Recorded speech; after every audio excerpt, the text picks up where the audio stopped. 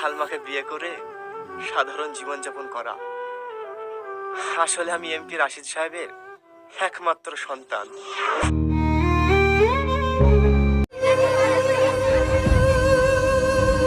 স্বপ্ন নাটকের 2 নম্বর পর্বে আপনাকে স্বাগতম। সালমা টনিকে যে বালাগুলো দিয়েছিল সেই বালাগুলো বিক্রি করে সালমা এবং টনি মিলে একটা বিজনেস শুরু করবে। সেই ব্যবসায় সালমা এবং টনি অনেক লাভবান হবে। অপরদিকে যে 50 লক্ষ টাকা জামাই নিয়েছিল সেই 50 লক্ষ টাকা ব্যবসা করতে গিয়ে ধরা খাবে।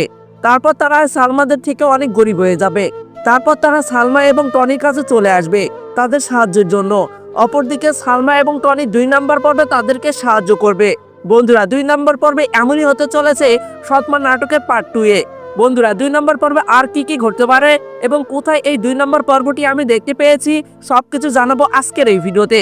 তার আগে আপনাদের কাছে রিকোয়েস্ট, যারা যারা সৎমা নাটকটি পছন্দ করেন তারা অবশ্যই এই ভিডিওতে একটা লাইক দিবেন এবং কমেন্ট বক্সে টনি অথবা সালমান নাম লিখে যাবেন। আমি দেখতে চাই কতজন সৎমা